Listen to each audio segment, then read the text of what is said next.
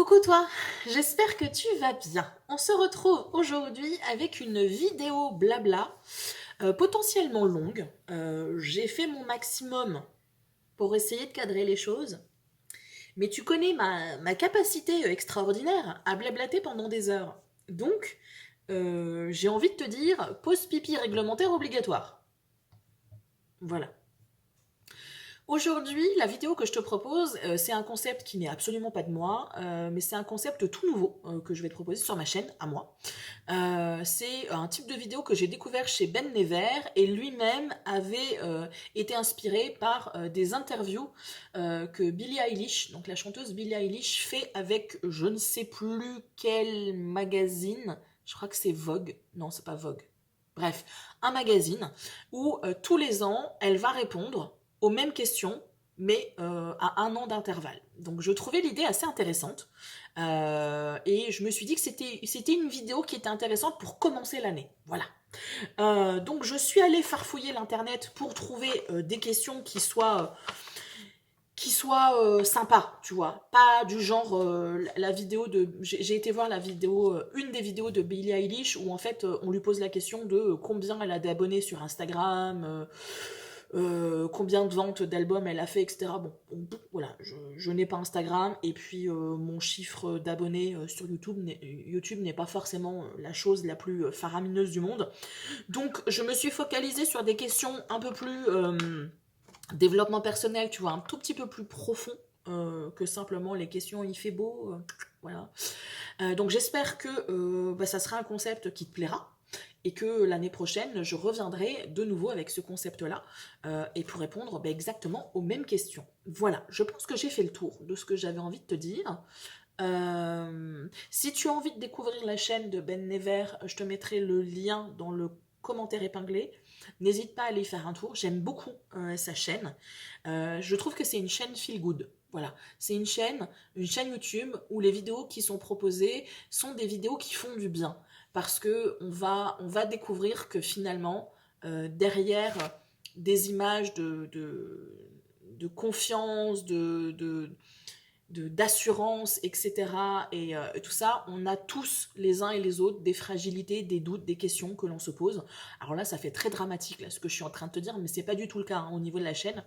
C'est une chaîne vraiment pleine d'humanité et de bienveillance, qui traite des sujets de société, des questions que l'on peut tous se poser et qu'on n'ose parfois pas poser parce que c'est pas bien, parce que ça se fait pas, parce que c'est un peu tabou, parce que c'est des questions un peu trop intimes, et que lui, avec une petite bande de potes, il va essayer de déplacer un petit peu les lignes de qu'est-ce qui est politiquement correct de dire, et que parfois ça fait du bien aussi d'exprimer pour soi et pour les autres un certain nombre de choses. Voilà.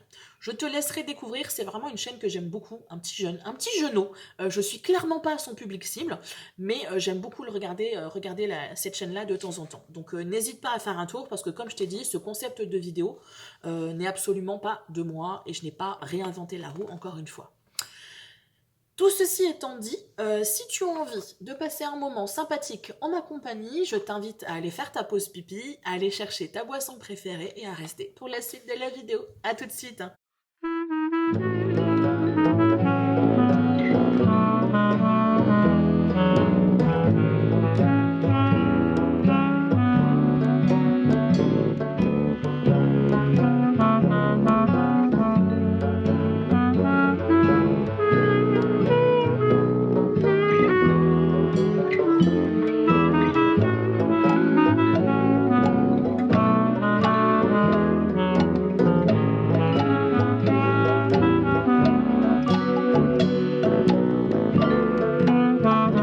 En ce qui me concerne, tu l'as vu, j'ai ma réserve de chai latte bien chaud. Tu m'excuseras, mais j'ai mes petites mitaines, je suis frigorifiée. Alors ça n'a rien à voir, je suis frigorifiée au niveau des mains. J'ai les mains glacées, je n'arrive pas à réchauffer mes mains. Donc je vais garder les mitaines pendant un certain temps dans la vidéo. Peut-être que je les enlèverai en cours de route, mais pour l'instant j'en ai besoin, parce que voilà, j'ai des glaçons à la place des doigts. Est-ce que j'ai d'autres préambules à te dire, mis à part que la place est encore très bruyante, il y a des travaux dans le bâtiment à côté, voilà, tout ça, je pense que tu as l'habitude. J'ai sélectionné 14 questions. Au départ, j'en avais 20, donc tu vois, j'ai fait du ménage juste avant de commencer la vidéo. J'ai sélectionné 14 questions que j'ai été piocher sur Pinterest dans des idées de questions que tu peux te poser pour faire du journaling, tu sais, pour écrire dans ton journal, etc. Je les trouve potentiellement intéressantes. On verra au final si c'était une bonne idée ou pas. Alors on va commencer tout de suite avec la première question que j'avais sélectionnée, c'est comment tu te sens vraiment sans faux semblant. J'avais mis ça entre parenthèses. Je pense que je me souviens quand j'avais eu l'idée de cette question, c'est parce que en fait quand les gens me demandaient comment j'allais, j'avais l'habitude de dire ah ça va, tout va bien. Je suis en train de tomber en miettes, mais tout va bien. Et du coup, ben, je pense que j'avais eu l'idée de dire, ben, ok, comment tu te sens vraiment là, maintenant, tout de suite, et ne triche pas, s'il te plaît, Céline. Comment je me sens? J'ai presque envie de te dire quelque chose que j'ai dit à un ami à qui j'ai fait un vocal juste avant de commencer à tourner la vidéo. Comment je me sens en ce moment? Flou. Voilà, j'ai l'impression que je suis dans le flou. Je peux pas te dire comment je me sens vraiment parce que d'un côté je me sens bien et d'un autre côté tu vois ce mode un peu patate trop cuite, tu sais, tu sens que mais d'un autre côté je sens que c'est pas grave en fait, je sens que j'ai besoin, que mon corps est en train d'exprimer quelque chose, il est en train de sortir quelque chose, il est en train de transmuter quelque chose, et donc je suis en mode mais en même temps c'est bien parce que ça suit son cours en fait. Et du coup, bah, je suis dans le flou. Voilà. Donc comment tu te sens? Flou. Je pense que c'est la meilleure réponse que je pourrais te donner. Question numéro 2. La plus grosse difficulté traversée en 2024, en 2023, pardon, parce qu'en 2024, il n'y a que 18 jours, donc c'est la plus grosse difficulté traversée dans l'année 2023. Alors, celle qui me vient forcément, parce qu'en plus là, je suis dans la période où je n'arrête pas de faire un effet miroir par rapport à ce qui s'est passé à l'année 2023, à la même période. Ben, c'est tout ce que j'ai pu vivre avec ma poilue, donc la fin de vie de ma poilue. Je vais te mettre la photo par là si tu ne la connaissais pas. Ça a été difficile pour moi parce que ben, j'aimais beaucoup ma poilue et que ça faisait 10 ans qu'elle m'accompagnait et que j'ai le sentiment que j'aurais pu faire mieux dans cet accompagnement. Donc voilà. Et je sens que là en ce moment, je suis en train de faire un miroir par rapport à ça. Et que là aussi, tu vois, là où je te disais l'effet un peu patate trop cuite, je me sens pas bien, mais en même temps, d'un autre côté, je sens que c'est bien parce qu'il y a des choses qui se travaillent. Ben là, le fait que je sois souvent en miroir par rapport à janvier 2023, d'un côté, c'est pas bien parce que ça me replonge dans des émotions et je suis une petite bestiole sensible qui peut pleurer facilement. Mais d'un autre côté, je sens que c'est bien parce que ça va me permettre de c'est comme si je mettais un baume. J'ai besoin de revenir sur ces émotions-là et sur ce que j'ai vécu pour pouvoir venir mettre un baume de guérison là-dessus et pour pouvoir passer à autre chose. Voilà. Je suis, alors juste une petite précision au cas où il y a des personnes qui s'inquiètent, je ne suis pas au 46e dessous non plus, hein, voilà. Mais c'est juste que dans nos vies, quand bien même tout se passe bien, de temps en temps on va avoir des petits bonds comme ça sur des choses que l'on a passées et ça peut nous toucher. Bon ben moi en ce moment c'est ce qui s'est passé en mi-janvier, mi-février, je suis en train de faire de temps en temps un petit bond dans le passé et ça remue un petit peu un certain nombre d'émotions. Sinon, la plus grosse difficulté vraiment pour moi dans l'année, ça a été de me rendre compte que mon mental était mon pire ennemi. Que le mental est une construction de notre esprit très fascinante, mais très puissante, et que parfois, au-delà de changer des habitudes, que ce soit donc poser des actions concrètes, il faut aussi travailler, retravailler, reprogrammer, reconfigurer le mental. Et c'est pas évident. Le meilleur exemple que je peux te donner, c'est le travail que je fais avec la kiné. Tu pourrais te dire le plus difficile, c'est de faire les mouvements. Ben oui, il y a ça, parce que chaque mouvement occasionne des dérouillages, euh, et que ces dérouillages occasionnent un certain nombre de douleurs et de fatigue. Mais au-delà de ça, je me bats contre le mental et contre les constructions et les croyances limitantes que mon mental a établies. Mon mental, au fil des années, a établi que mouvement égale douleur.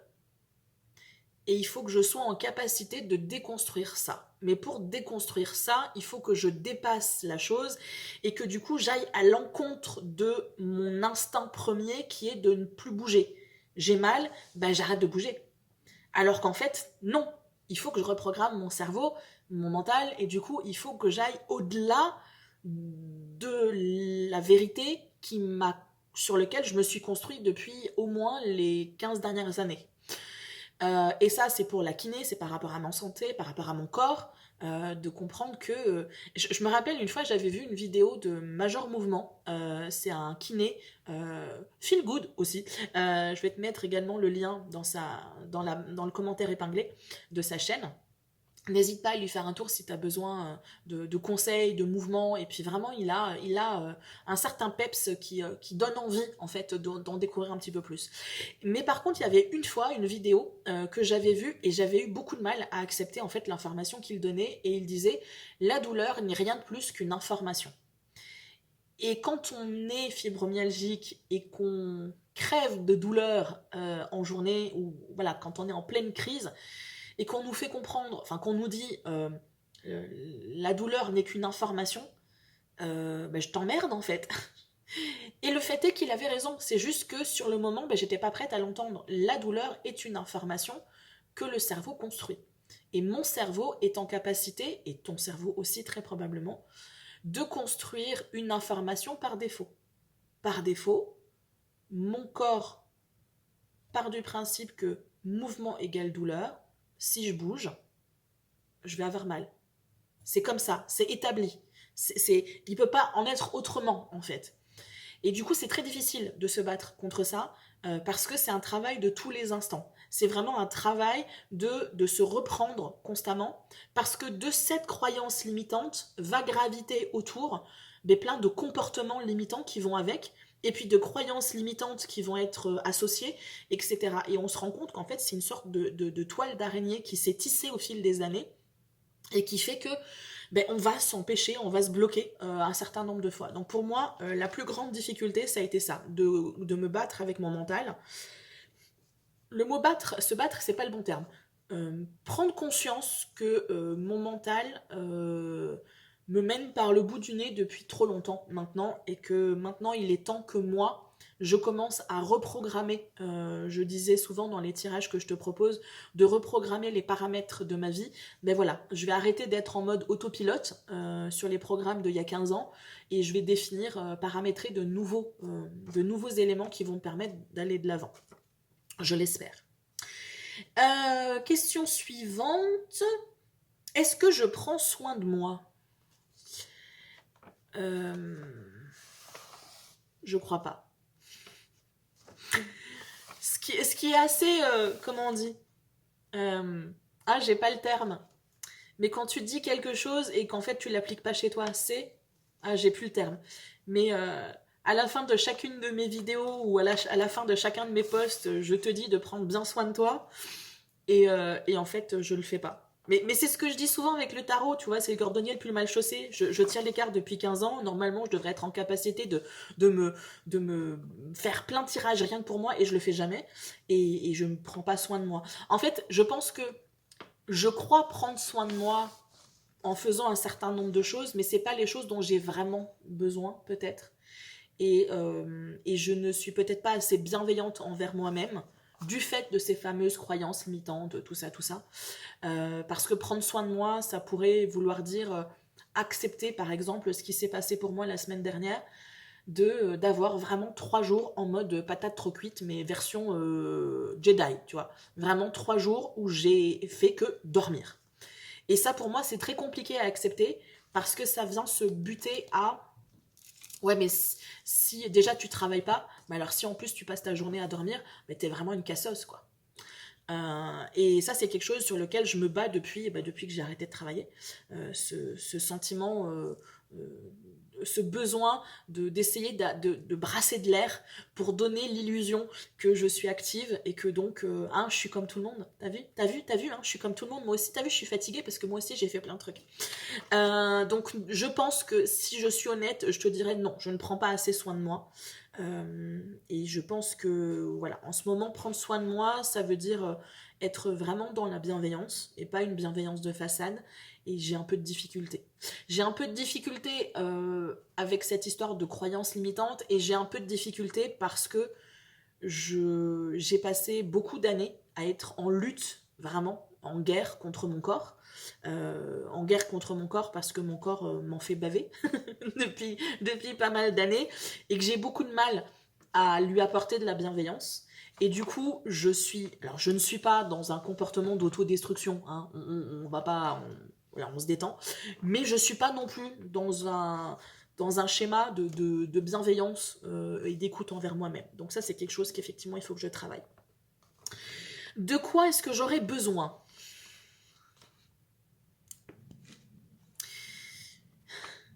Je rigole parce qu'en fait, j'ai sélectionné ces questions. Alors, je les ai lues vraiment hyper rapidement tout à l'heure parce que je voulais pas commencer à y réfléchir avant pour que mes réponses soient spontanées. Et je me rends compte en fait que j'aime pas ces questions parce que ça me met en pleine face en fait plein de trucs. J'ai du mal en fait à l'heure actuelle. Je suis en train de faire le tri des choses entre ce dont j'ai envie et ce dont j'ai besoin. Et c'est pas facile. Parce que, comme je crois que je t'avais déjà donné cet exemple-là dans une autre vidéo, là, maintenant, tout de suite, par exemple, j'aurais envie d'une gaufre au Nutella. Je pense que c'est exactement le même exemple que je t'ai donné, mais j'ai souvent envie d'une gaufre au Nutella parce que j'ai un kiosque juste sur la place et du coup, il y a les odeurs qui nous viennent comme ça. Voilà. J'ai les odeurs des cannelés aussi, bordelais, de la toque cuivrée, qui viennent par vagues comme ça, mais c'est plus la gaufre qui me chatouille les naseaux. Donc là, par exemple, j'aurais envie d'une gaufre au Nutella, mais est-ce que mon corps et mon esprit et mon mental en ont particulièrement besoin ? Je suis pas sûre. Et du coup, je suis dans ce moment-là de quoi est-ce que j'aurais besoin ? J'aurais envie de te dire de sécurité, mais est-ce que c'est quelque chose dont j'ai envie ou quelque chose dont j'ai besoin et qui serait vraiment bénéfique pour moi ? J'aurais envie de me sentir... de construire quelque chose avec quelqu'un. Voilà, je suis vraiment à une étape de ma vie où je suis un peu fatiguée de lutter toute seule en fait. J'ai vraiment envie et besoin, peut-être, je sais pas, c'est peut-être une envie, peut-être un besoin, de commencer à construire quelque chose avec quelqu'un, avec un homme en l'occurrence. Hein. J'ai besoin de me sentir, de sentir qu'à un moment donné, j'ai pas forcément les mots, mais qu'à un moment donné, si vraiment je suis trop fatiguée, je peux lâcher prise, il y aura quelqu'un qui va être là pour me soutenir. Alors, je suis soutenue par ma famille, ma soeur, mon père, voilà. J'ai des amis aussi qui me soutiennent, mais c'est différent d'avoir quelqu'un vraiment, tu vois, qui partage ta vie de tous les jours et quelqu'un sur qui tu vas pouvoir t'appuyer. Mais du coup, est-ce que c'est un besoin ? Est-ce que c'est quelque chose qui serait vraiment bénéfique pour moi ? Parce que là, ça vient toucher à une croyance limitante de « ouais, mais tu peux pas faire supporter aux autres, tu vois, ton propre fardeau ». C'est une des raisons qui font que j'ai toujours fait en sorte de mettre de côté un petit peu le côté relationnel parce que je me disais, ben ouais, mais c'est la personne qui me prend, c'est une personne qui va prendre aussi la fibromyalgie avec, tu vois, ça fait partie du package. Et elle est un peu envahissante, Dame Fibromyalgie. Dame Fibromyalgie et puis toutes ses copines. Donc je pense que j'ai besoin de douceur, j'ai besoin de sécurité, et en même temps, j'ai besoin de changement. Ce qui ne cadre pas avec mon besoin de douceur et de sécurité. Parce que le changement, pour moi, qui suis encroûtée depuis pas mal d'années, implique forcément des chamboulements et du challenge. Donc pour moi, c'est une question simple mais difficile à répondre parce que c'est flou encore un petit peu dans ma tête. Question suivante, je ne sais plus à combien j'en suis. Un défi que je serais prête à relever en 2024. Et bien justement, ce que je t'ai dit juste avant. De commencer Alors, je peux pas te dire sortir de ma zone de connu, ma zone de confort, pas si confortable que ça. Je peux pas te dire ça parce que le concept est assez flou. Mais en tout cas, je te dirais de remettre du mouvement dans ma vie, de remettre, de bouger en fait les énergies. Ce sera pas forcément quelque chose de waouh, c'est faramineux, mais ça sera quelque chose qui sera bénéfique pour moi. Tu vois, par exemple, décider d'arrêter ma chaîne Fleur d'Esprit et d'enclencher la chaîne L'Apprenti Hobbit, Chronique d'une apprentie Hobbit, pour moi, c'était un step énorme, tu vois. Alors que pour toi, tu dis, ouais, bon, écoute, ma chérie, il y a quand même plus héroïque que d'arrêter une chaîne et d'en commencer une autre, tu vois. Mais pour moi, les implications par rapport à tout ce que je traîne depuis de nombreuses années, c'était de remettre quelque chose en mouvement. On remet du mouvement là où tout est sclérosé, là où tout est ankylosé, là où tout est grippé, tu vois. J'ai l'impression, en fait, dans mon corps, vraiment, d'être ankylosé, d'être grippé, et j'ai l'impression que ma vie, de manière générale, elle s'est grippée aussi, tu vois. C'est comme si, par peur de souffrir, par peur d'échouer, par peur d'être mal vu, j'en sais rien, il faudrait que je continue à fouiller là-dessus, mais par peur de tout plein de choses, je me suis en fait repliée, j'allais dire sur mes bobos, non pas vraiment, mais je me suis repliée en mode, bon, mais comme je ne sais pas quelle est vraiment ma valeur et que je n'ai pas confiance en moi, ben, je vais me réduire à quelque chose de tout petit, comme ça ben, je ne peux pas décevoir en fait, parce que du coup, ben, dès le départ, je suis pas grand chose. Et donc, mon défi là pour moi, et vraiment je le sens à l'intérieur de moi, je pense que ça se fera même un peu malgré moi. Ça va être de remettre du mouvement, de sortir de ma routine et de mettre un peu d'huile et de dégripper un petit peu tout ça, au sens propre comme au sens figuré. Et je m'en sors bien, je trouve, hein, au niveau du temps de réponse. Décris la personne que tu veux être cette année. Ah bah écoute, dynamique. Alors pas en mode je brasse de l'air dans tous les sens, power woman, enfin tu vois le concept, l'archétype bateau là, la meuf qui est sur tous les plans, non, absolument pas, mais d'être un peu plus dans le mouvement, dans le dynamisme. Le mouvement, c'est vraiment quelque chose qui me revient dans le fait de, même si je ne suis pas moi dans le mouvement, dans une action particulière, je rebouge en fait les choses, je mets une autre dynamique dans ma vie et du coup, décris la personne que tu veux être cette année, dynamique, bienveillante, euh, positive. Ça va être du travail. Euh, je suis positive, mais il y a des fois... qui passe à l'action, tu vois. Vraiment le truc où je suis pas juste en mode oh, je vais visualiser ma vie de rêve, je me fais un joli tableau de vision et tout ça, et puis oh là là, qu'est-ce que j'aimerais pouvoir avoir telle vie, et puis vraiment passer à l'action. Et encore une fois, ça veut pas dire brasser de l'air, mais ça veut dire quelque chose que je t'ai déjà dit à plusieurs reprises.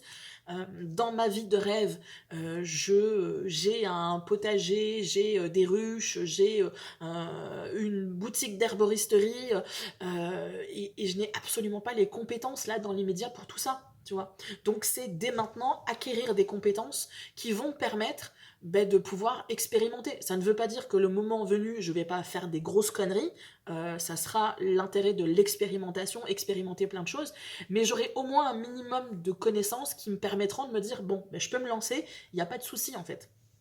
Donc il y a vraiment cette idée de mettre une nouvelle dynamique. Donc ouais, je suis pas sûre que j'étais très claire. Je pense que j'ai été un peu floue dans mon explication, mais c'est parce que en fait, j'ai pas décrit la personne que tu veux être cette année. La phrase qui me vient, c'est une phrase un peu cucu en fait. La personne que je veux être cette année, c'est une personne qui est heureuse de vivre.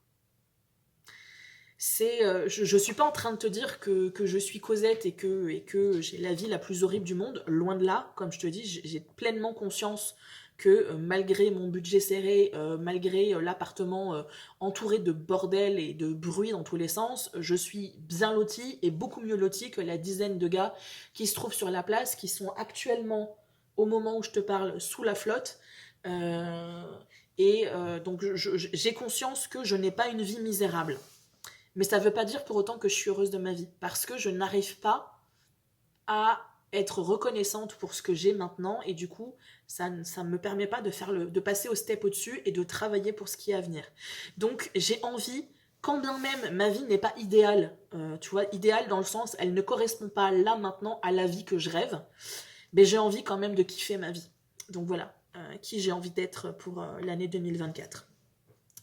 Décris ta vie de dans 5 ans. De dans 5 ans. Ma construction de phrase n'était pas forcément des plus structurées. Ma vie dans 5 ans. Bon, en même temps, je réfléchis alors qu'il n'y a pas à réfléchir parce que je t'en ai déjà parlé.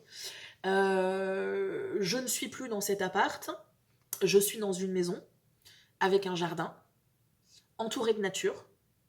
Donc clairement, je suis pas en banlieue, tu sais, les maisons de banlieue où tu as les maisons avec un petit bout de jardin, mais tu as les maisons qui sont en rondognon autour. Voilà, potentiellement pas en France. En couple, en train de construire quelque chose, un projet de vie avec quelqu'un. J'aime bien tout le temps dire que pour moi, être en couple, c'est pas seulement l'aspect sentimental, c'est aussi faire équipe en fait. La personne qui sera en couple avec moi, ça sera effectivement mon partenaire, mon amoureux, mais ça sera aussi un ami, ça sera un équipier avec qui je vais construire quelque chose. Et donc qui nécessite aussi du travail, travailler dans sa vie, travailler sur soi et aussi travailler sur le couple. Voilà. En 5 ans, je pense que j'aurais quand même appris un certain nombre de choses. Donc, qui commence à maîtriser un petit peu sa nouvelle vie. Quand bien même j'ai totalement conscience et j'aime surtout l'idée de continuer à être une apprentie jusqu'à ma mort. J'aurai toujours des choses à apprendre. Comment est-ce qu'elle est ma vie? Elle se fait doucement et tranquillement au cycle des saisons, entourée d'amis avec lesquels on construit vraiment un noyau solide, des gens sur qui je sais que je peux compter et que eux savent qu'ils peuvent compter sur moi. Puis j'ai envie de te dire une vie simple en fait. Une vie simple mais une vie heureuse. Une vie où vraiment, que ce soit le Fergus, donc le fameux compagnon, ou que ce soit moi, on fasse des choses qui sont importantes dans nos vies et du coup que notre vie soit nourrie certes de choses simples mais de choses qui sont importantes pour nous. Donc on est clairement pas dans le concept de vie classique avec un métro boulot dodo et puis un boulot de 8h à 17h. On est plutôt sur des boulots qui ont un sens, dans lequel on est dans l'accompagnement et l'aide aux autres, quelle que soit la forme que ça prend. Et puis voilà, je vis une vie épanouissante. Et voilà, je pense que ça donne une idée assez intéressante. Est-ce que je suis fière de moi? Et si oui, pourquoi? Pourquoi est-ce que j'ai mis cette question, bordel? Pardon. Pourquoi est-ce que je... non, pas pourquoi. Est-ce que je suis fière de moi? Eh bien, justement, c'est pourquoi est-ce que je serais fière de moi, en fait. C'est quelque chose... alors, c'est peut-être le syndrome de l'imposteur et le fait que j'ai tendance à me dévaloriser beaucoup. Attends, ça sera pas long. Mais je crois que j'ai jamais ou rarement été fière de moi. Parce que je trouve toujours quelque chose à redire. Mon côté un peu perfectionniste, saboteur, va toujours trouver quelque chose à dire sur peut-être quelque chose que j'ai bien fait ou un accomplissement, etc. J'aurai toujours cette voix qui va dire ouais mais ça t'as fait ça comme ça puis t'aurais pu faire mieux là et puis là c'est pas forcément franchement bien réussi. Donc non, je te mentirais si je te disais que je suis fière de moi. Et en même temps, je dois reconnaître que je vois le travail, tu vois, que je fais, comme je te dis, des fois un peu malgré moi, mais j'avance en tant qu'être humain, et je pense grandir aussi en tant qu'être humain, et du coup, ben je vois l'ampleur en fait du travail accompli et je me dis, waouh, quand même, tu vois, tu viens de loin. Euh, regarde, alors pour une personne extérieure, peut-être qu'elle se dira, je vois pas pourquoi elle se pète les bretelles, la madame, parce que bon, elle est sur une pension d'invalidité, elle vit pas sa meilleure vie. Voilà, il n'y a pas non plus accomplissement de fou, mais moi je sais en fait bah, tout le travail que j'ai mené, en fait, les batailles physiques et mentales que j'ai menées pour en être à la personne que je suis aujourd'hui. Et donc, je pense que je suis fière de moi, mais je n'arrive pas à me l'avouer. Voilà. Parce que j'ai toujours cet auto-saboteur qui me dit je vois pas de quoi tu serais fière, hein, parce que franchement, ça pète pas. C'est quoi Ça casse pas trois pattes à un canard. Je crois que c'était ma sœur qui disait ça. Enfin bon. Donc je vais pas m'éterniser dessus parce que je pense qu'on pourrait faire une heure entière sur cette question, mais je pense que je suis un peu fière de moi, mais que je n'ose pas me l'avouer parce que j'ai l'impression que c'est de l'orgueil ou de la vanité. Voilà. Est-ce que je suis reconnaissante pour je suis reconnaissante. Je suis reconnaissante, malgré les difficultés que cela peut créer dans ma vie, d'avoir le temps euh, nécessaire pour pouvoir travailler sur moi. Je ne travaille pas, ça crée beaucoup de soucis du côté matériel et financier, mais ça m'apporte le luxe que d'autres n'ont pas, de pouvoir poser mes fesses et de me poser des questions pendant des heures, de me triturer les méninges, de chercher des outils, de travailler sur moi, de passer des heures à lire des livres. Euh, et je suis reconnaissante de ça, même si les implications de base ne sont pas forcément folichonnes. Mais même la fibromyalgie, je dis souvent, et je sais que ça avait choqué une personne, et je suis navrée si tu me suis toujours, peut-être que maintenant cette phrase ne te choquera plus, mais Dame Fibro a été une enseignante terrible, exigeante, mais hyper efficace. C'est-à-dire que j'ai travaillé sur moi à un niveau que je n'aurais peut-être pas réussi à travailler si Dame Fibro ne m'avait pas obligée à faire ce travail. Dame Fibro m'a obligée à repenser la totalité de ma vie. Elle a tout détruit. Donc j'ai été obligée de faire le bilan, tu vois. T'es sur le champ de bataille. Bon, alors... euh, hein, tout est en ruine, je ne peux que reconstruire. Et du coup, ça m'a obligée de revenir à des choses essentielles, les choses qui sont vraiment importantes pour moi.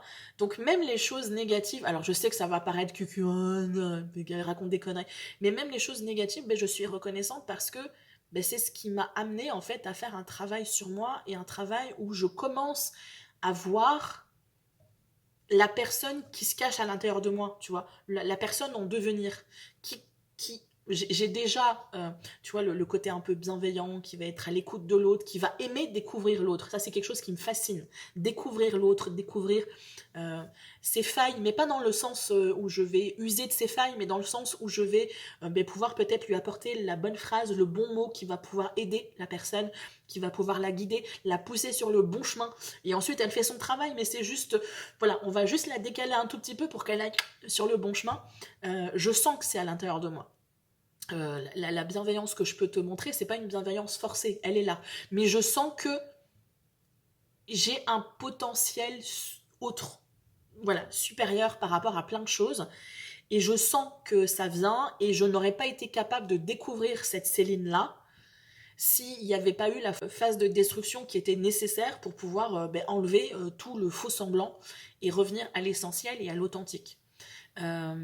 Et donc, ouais, je suis reconnaissante de ça et euh, je suis reconnaissante d'avoir cette possibilité-là de travailler sur moi. Voilà, je ne vais pas m'apesantir plus, ça sert à rien, je tourne en boucle.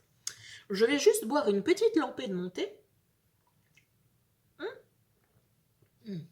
Si je me fais des moustaches, ça va pas le faire, Céline. Alors, question suivante. Je suis reconnaissante, c'est beau. Qu'est-ce que je ferais si je n'avais pas peur?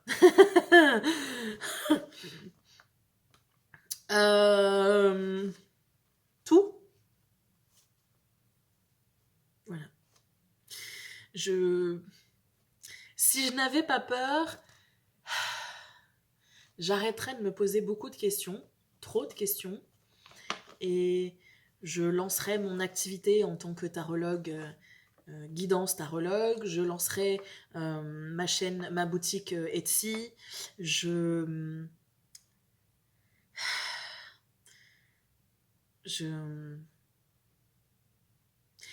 sortirai plus facilement de ma zone connue. Voilà, c'est la zone dans laquelle je me suis enfermée par nécessité à un moment donné, mais ensuite par facilité. Voilà. Qu'est-ce que je ferais si je n'avais pas peur? Je révélerais vraiment, absolument, à 200% qui je suis.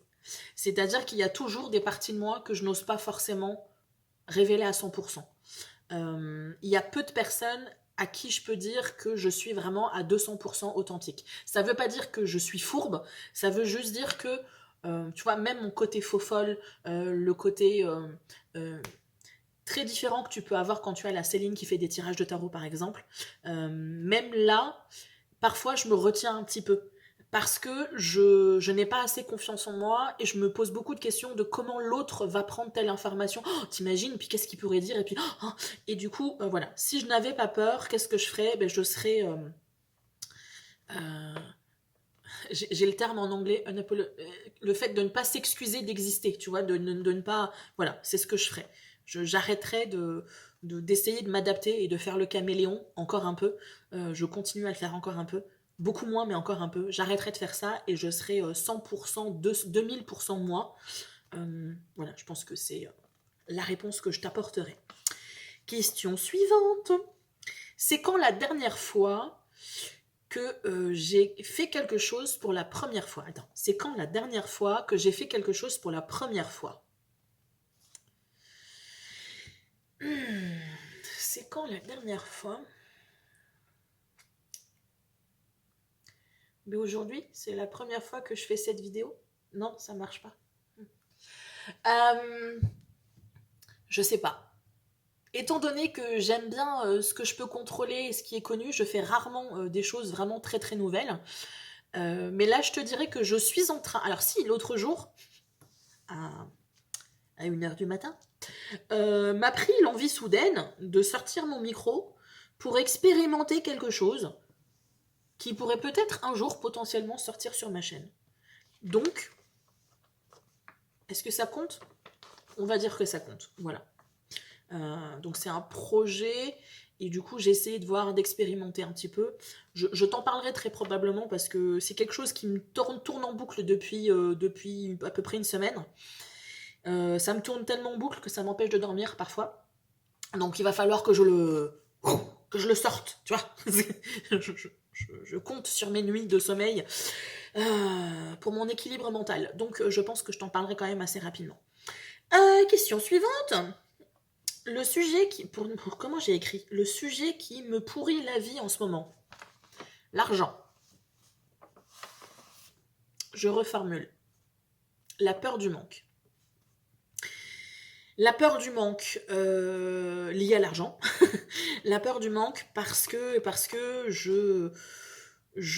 au fil des années, le sujet argent, au-delà des difficultés que je peux rencontrer, est devenu source d'anxiété parce que je rajoute une couche de croyances limitantes et de scénarios catastrophes qui n'ont pas lieu d'être.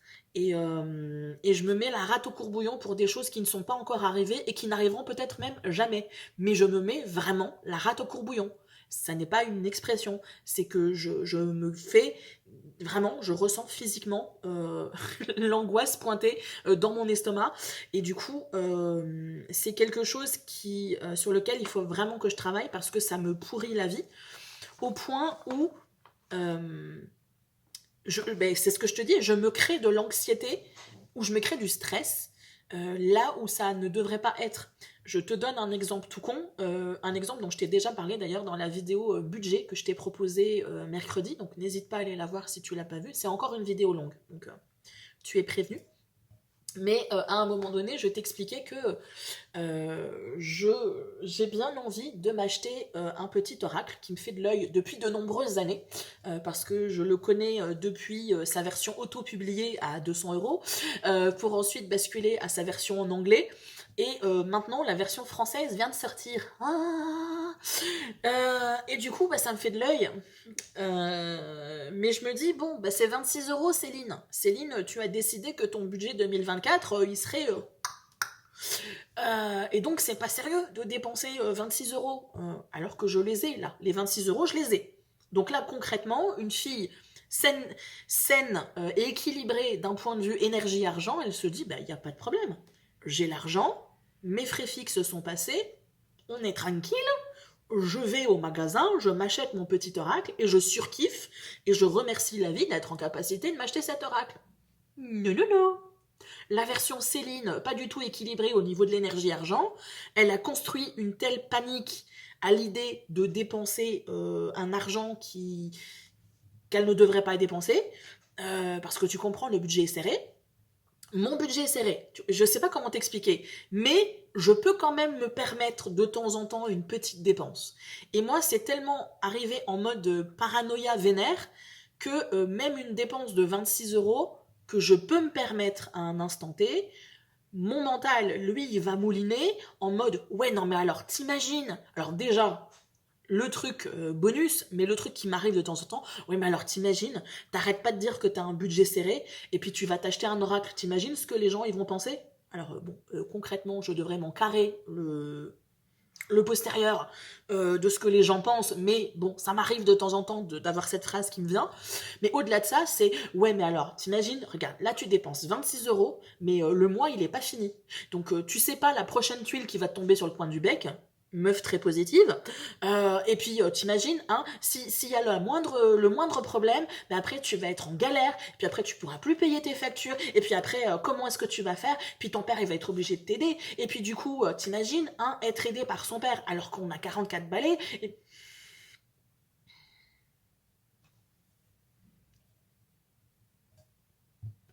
Donc je pense que le sujet argent remplit bien la fonction de me pourrir la vie en ce moment.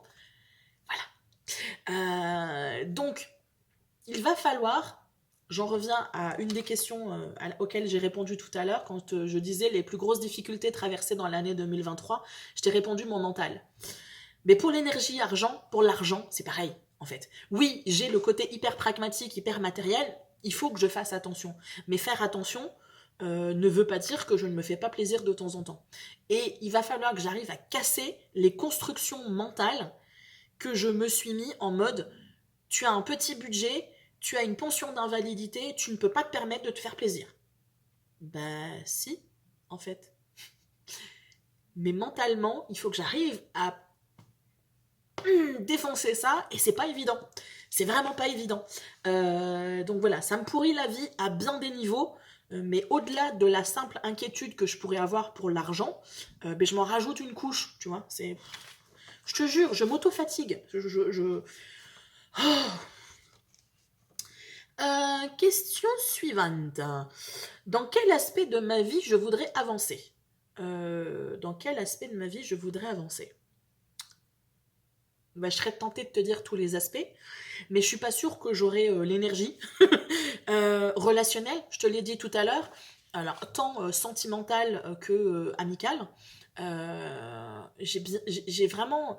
Là où avant c'était quelque chose qui n'était absolument pas envisageable parce que je ressentais le besoin d'être dans ma bulle, dans mon cocon, parce que les relations humaines m'épuisent.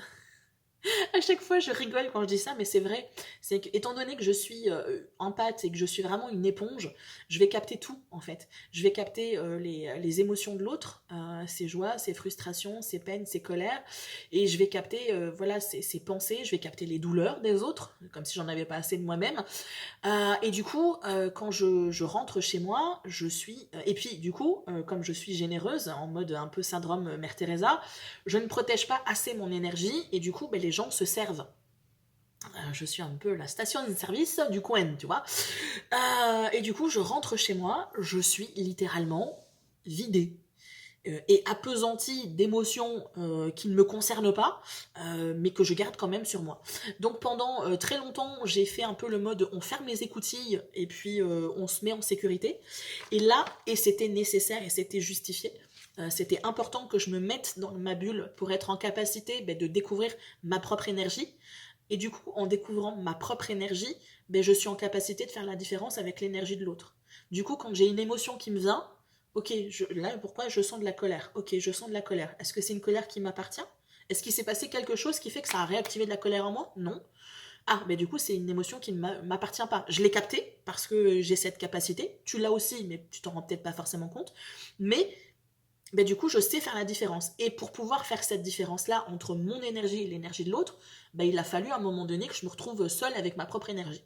Donc, cette mise en retrait, cette phase de l'ermite, l'arcane du tarot de l'ermite qui m'a suivi longtemps, je sens qu'elle est en train de disparaître petit à petit et que maintenant, je sens un besoin et que c'est juste aussi pour moi de commencer à me réouvrir à l'autre amicalement, relationnellement, et puis aussi amoureusement.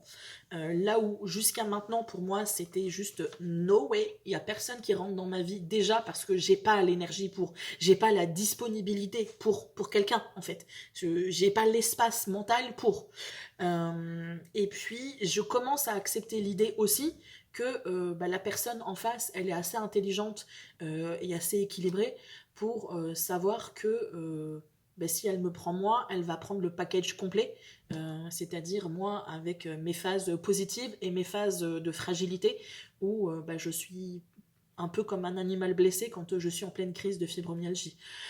Comme moi, je vais prendre la personne avec un package aussi de vie et de blessures, de failles, etc. Donc voilà, le relationnel pour moi, c'est un aspect que j'aimerais bien faire évoluer.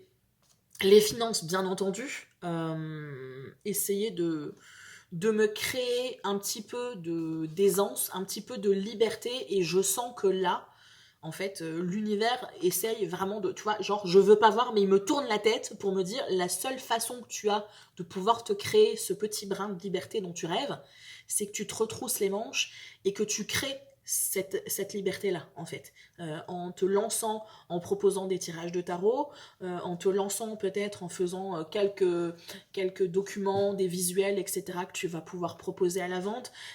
Comme je te dis, c'est pas forcément quelque chose d'extraordinaire où je vais me créer une autonomie de dingue, mais je vais juste me créer un espace d'un chouïa plus de sécurité, et puis vague la galère peut-être pour plus tard, tu vois, créer des choses un peu plus importantes, mais là j'ai la sensation que juste on me dit commence petite pataugeoire.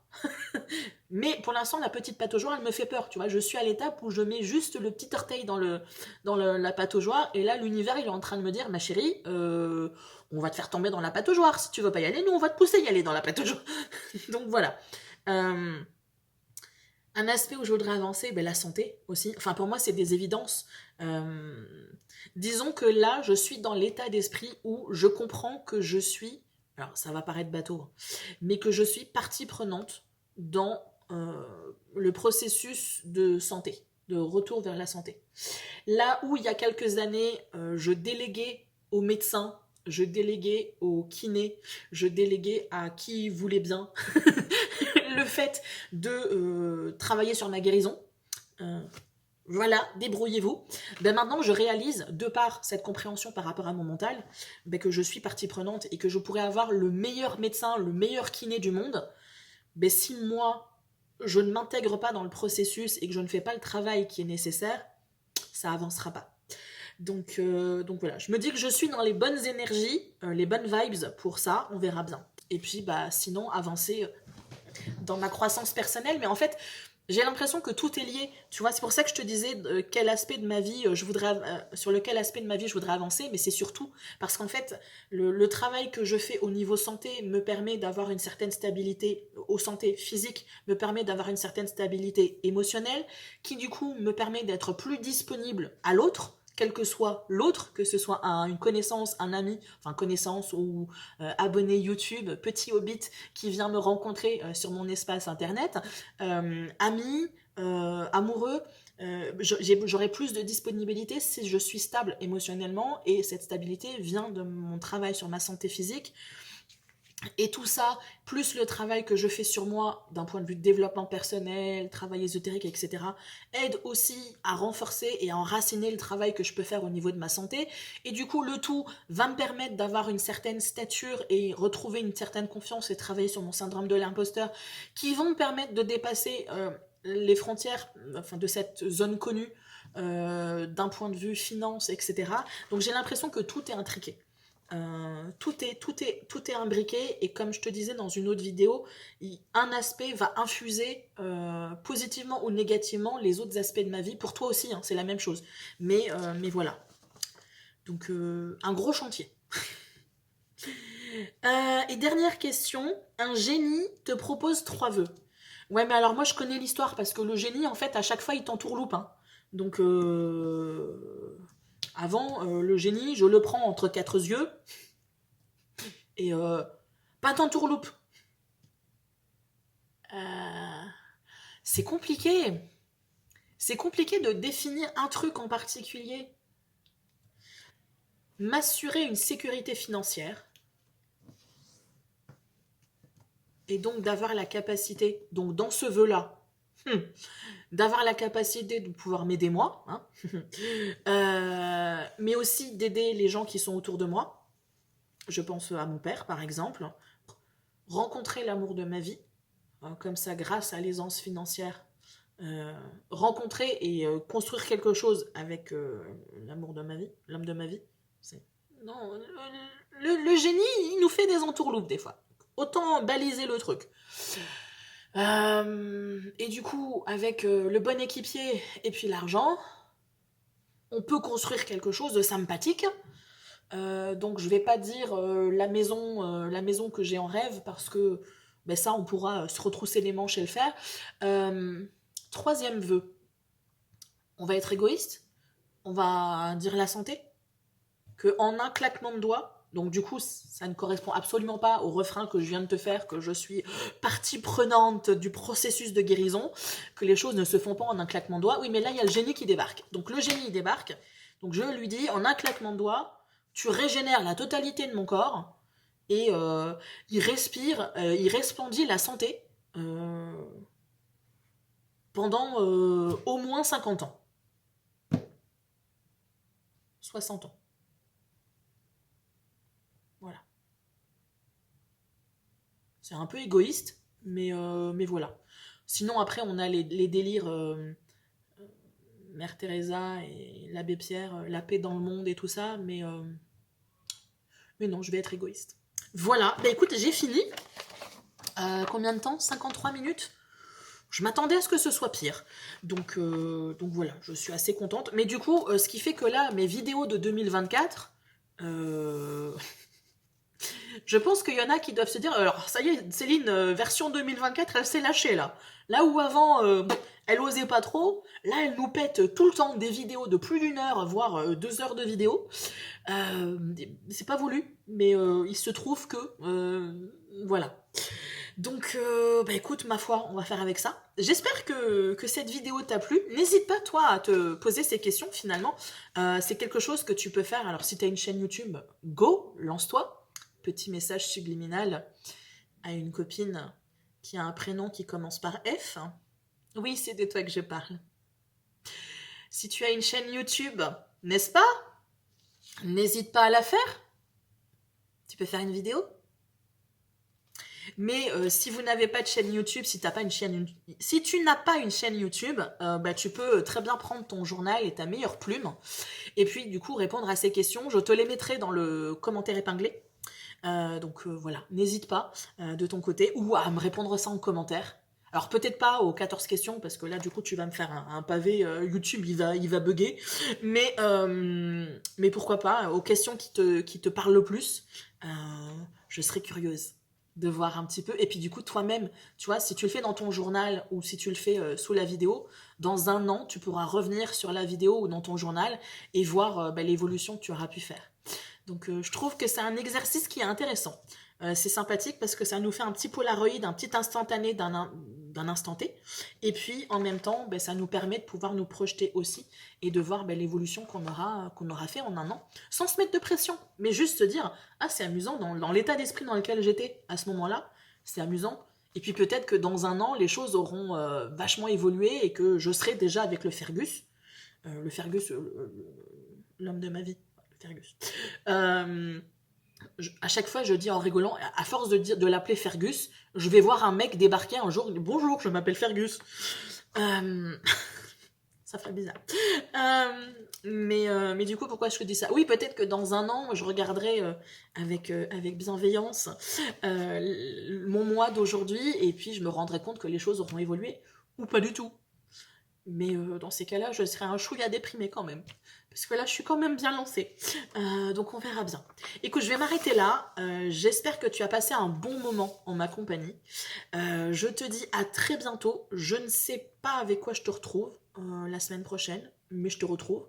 Ah mais non, je te retrouve dimanche dans l'onglet communauté. Si tu ne vas pas dans l'onglet communauté, tu loupes plein de choses. Je dis ça, je dis rien. Je te souhaite quoi? Tout le meilleur. Je te dis à très bientôt. Et d'ici là, bah, tu fais bien attention à toi. Bye bye.